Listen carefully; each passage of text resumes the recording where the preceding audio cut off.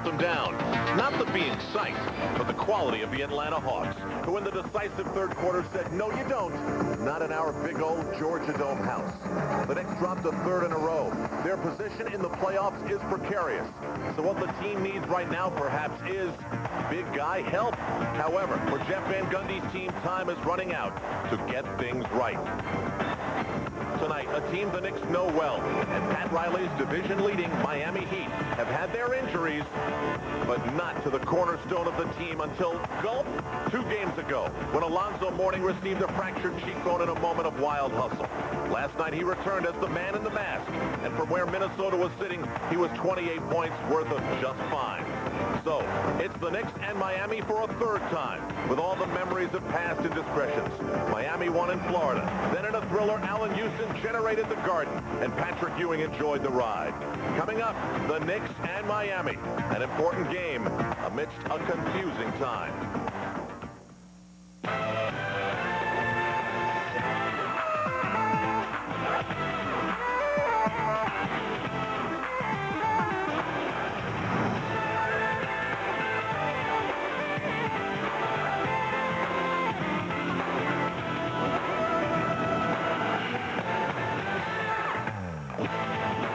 By one game, the New York Knicks are clinging to the 7th spot in the Eastern Conference as MSG welcomes you live to the world's most famous arena.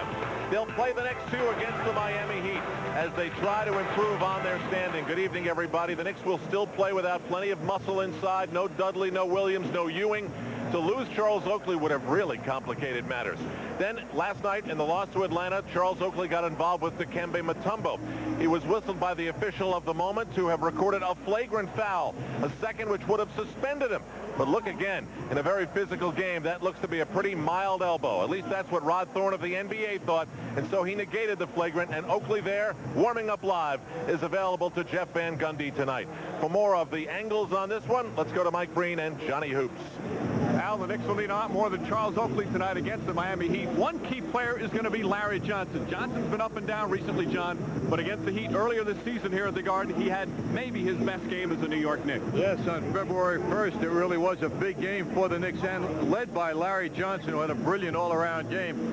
He was truly unstoppable. He had one of those great evenings when everything he put up went in the basket, and he played with a great deal of confidence, something that seems to be lacking in his game of late, but perhaps the Miami Heat's presence will get Larry Johnson going like he did in this terrific all-around performance when the Heat had no answers for Larry's game.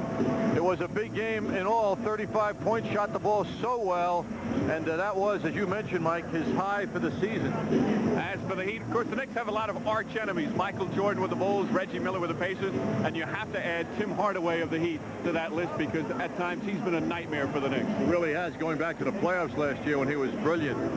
He is one of those players that can do so many things, which makes him so difficult to deal with. He has the complete all-around game, and it starts with the long-range bombing, which he's done so well throughout his NBA career. Hardaway also has the ability, with that famous crossover dribble, to penetrate and get inside. The Knicks have done well against him, though, on many occasions. For instance, the last time they were here in New York, he was kept in check. This season, the numbers are impressive. He was an NBA All-Star here in New York some weeks ago. And against the Knicks, of course, his numbers are always impressive. Knicks are certainly happy to be home after that 0-3 road trip.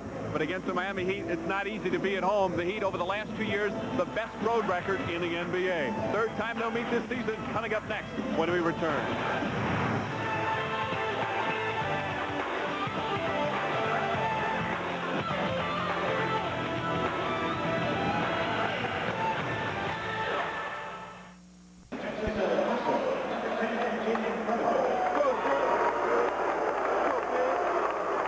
Guard at 6'4" from Minnesota, number 21, Bashawn Leonard. At forward at 6'6" from Central Michigan, number 9, Dan Marley. At forward at 6'11" from Louisiana Tech, number 42, P.J. Brown. And at center at 6'10" from Georgetown, number 33, Alonzo Mourning. For your New York Knicks, the coaches are Jeff Van Gundy, Don Shady, Brendan Malone, Tom Thibodeau, Jeff Dix, and Greg Brittenham. The athletic trainers are Mike Saunders and Saeed Hamden.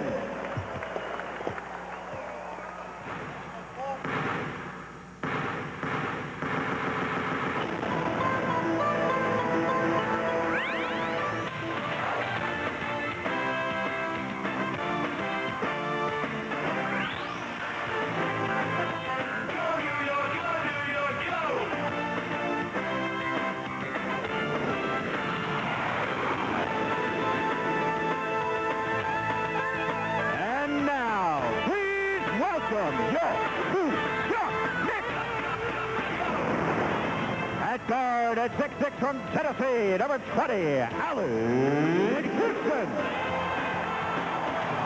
At guard at 6'2" from Florida State, number 21, Charlie Ward. At forward at 6'7" from UNLV, number 2, co-captain Larry Johnson.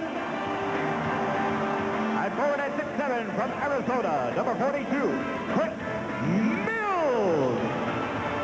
And at center at 6'9" from Virginia Union, number 34, co-captain Charles Oakley.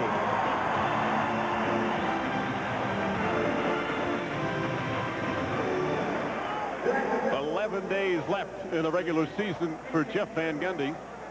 And 5 games remaining, including 2 against the Miami Heat. And the Knicks right now sitting in the 7th spot in the Eastern Conference, tied with the Nets in the loss column. New Jersey playing tonight in Boston against the Celtics in what is a very important game for the Knicks. And the Knicks now only 2 games ahead of Orlando and Washington in the loss column in the fight for the final playoff spot.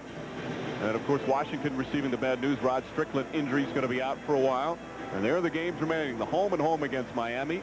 Tuesday, a showdown with the Washington Wizards. Toronto Raptors next Thursday. And then the finish in the United Center against the Bulls. The toughest schedule remaining between the Nets, the Wizards, the Magic, and the Knicks. Certainly the Knicks have the most difficult, John. Yes, that's been clear for several days now. They know the situation they're working under. But, Mike, you know what I think the difference could be for the Knicks tonight? And maybe I'm looking through rose-colored glasses. Is this crowd here. This is an excitement crowd. This is kind of a playoff feeling here at the Garden tonight. Perhaps it has something to do with this man's return and the feeling that he can generate with his team that's doing so well. In fact, they're 26-6 over the last 32 games, but I think the crowd can give the Knicks the oomph that they may need.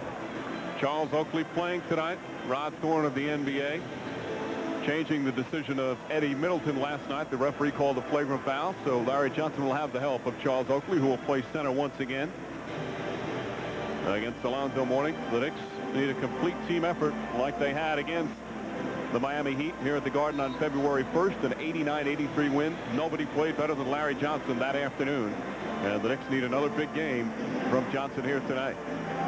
The Heat have the Atlantic Division title. They won that several days ago. The Knicks have a lot more reason to play at their best tonight. Very strong officiating crew tonight, led by one of the very best in the game, Dick Pavetta, Jim Clark, and Teddy Bernhardt. As the Heat control the opening tip. Heat playing last night as well. Mourning gets an easy 2. Oakley went for the steal, and Alonzo Mourning with the first 2 points of the game. It's a huge chance when you don't have a Charles Oakley behind Charles Oakley to help out. Of course, if you're not a big NBA fan and wondering what's on the face of Mourning, they had a broken cheekbone as Mills operating down low. Oakley left open, hoisted up, won't go. P.J. Brown hauls it in. That's the clear plastic protective mask. Fractured the left cheekbone. Only missed 2 games after the injury. Played last night. Mourning draws the foul. Shot won't go, but he'll go to the line and shoot 2. The Heat were worried that Mourning might be out for a while, especially since they traded Ike Austin, his fine backup, before the trading deadline. But Mourning showing some ability to play hurt. He's from the planet Zoo, by the way. I like that. He does not like the protective mask. Said he's had trouble, difficulty breathing. Well, remarkably, he carried his team last night in Minnesota, although they didn't win the game, with a fine spirited effort. You know, Pat Riley did not want him to sit very long. Big bodies get out of shape quickly, and to his credit, he's right back after missing